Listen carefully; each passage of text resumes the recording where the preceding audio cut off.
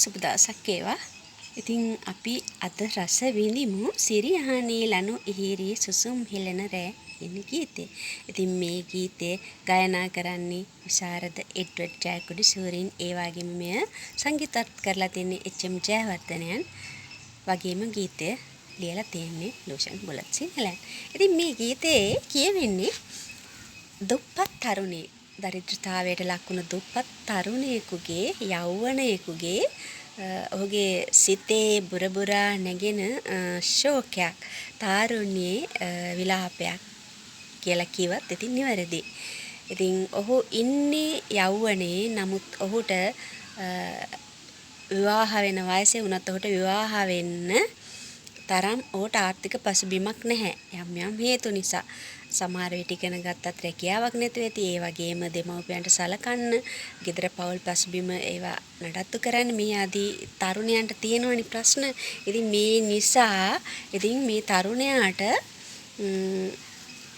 සිද්ධ වෙලා තියෙනවා ඔහුගේ ආසාවන් කියන්නේ ඔහුගේ ජීවිතයේ සිද්ධ විය යුතු දේවල්, ආදරය වගේ, විවාහය වගේ කරුණු කාරණා ඔහුට මඟ ඇරෙනවා. ඉතින් ඔහු මේ විදියට ඔහු දැන් හිතනවා ගීතේ අපි අරන් බලමු. සිරියහනේ ලනු ඉහිරි සුසුම් හෙළන රෑ, මකුළු දැලින් සිරි සිරි වියන් බඳින රේ, යටලින් නාරිලතා මල් පුදින්නේ, යටලින් නාරිලතා මල් පුදින්නේ. ඉතින් ඔහු ඉන්නේ ලනු ඇඳක. ලනු ඇඳක් කියලා ඉස්සර තිබුණ ලනු ඇඳ කියලා. ඉතින් මේ ලනු ඇඳ දිරලා, ඒ නිසා ලනු ඇඳත් දිරලා ඒ ඔහුගේ දුප්පත්කම තමයි ඒ සංකේතාත්මකව කියන්නේ. මකුළු දැලින් සිරි සිරි වියන් බඳින රෑ. ඉතින් මකුළුවොත් දැල් බඳිනවා. ඉතින් මකුළු දැලක් කියන්නේ සාමාන්‍ය ලියාගත නොහැකි දෙයක්. ඒ කියන්නේ ප්‍රශ්න, ජීවිතයට එන ප්‍රශ්න සංකේතාත්මකව දක්වනවා. මකුළු දැලින් සිරි සිරි වියන් බඳින රෑ, යටලියේ නාරිලතා මල් පූදින්නේ, යටලියේ නාරිලතා මල් පූදින්නේ. ඉතින් මේ උඩුබැලි අතට මේ සිරියහනේ වැතිරී සිටින තරුණයාට ඔහුට දුප්පත්කම නිසාම මඟහැරෙන පෙම්වතිය, එහෙම නැත්නම් ඔහුට පෙම්වතියක් ඉන්නේ නැති, නැත්නම් එහෙම කෙනෙක් ලබා ගන්නවත් ඔහුට හිතන්නවත් බැරුව ඇති. කොහොම හරි තරුණයක් තමයි මේ මතක් වෙන්නේ ඔහුට ඉන්නකොට. මොකද යෞවනයෙක්නේ. ඉතින් මේ මතක් වෙලා ඔහුට මඟහැරෙන ආදරවන්තිය ගැන ඔහුට දුක හිතෙනවා.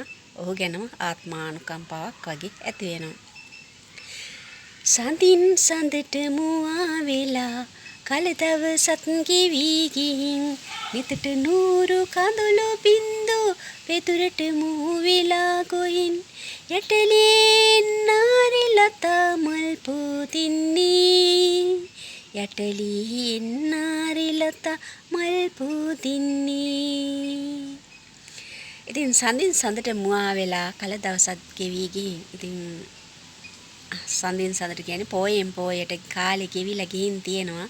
ඉතින් තමන්ගේ විවාහ වෙන කල දවස ගෙවිලා ගිහින් තියෙනවා. ඒක මතක් වෙනකොට ඔහුගේ සිත කොච්චර ශක්තිමත් වුණත් ඔහුගේ ඇහෙන් ඔහුට නොදැනත්වම කඳුලක් ගිහින්. ඒක තමයි එහෙන් කියවෙන්නේ. ඉතින් නමුත් ඔහුට ආදරයට ඔහු කැමති, විවාහ වෙන්න කැමති. නමුත් ඔහුට මේ දුප්පත්කම, දරිද්‍රතාවය තමයි එයට ඉඩක් නොදෙන්නේ.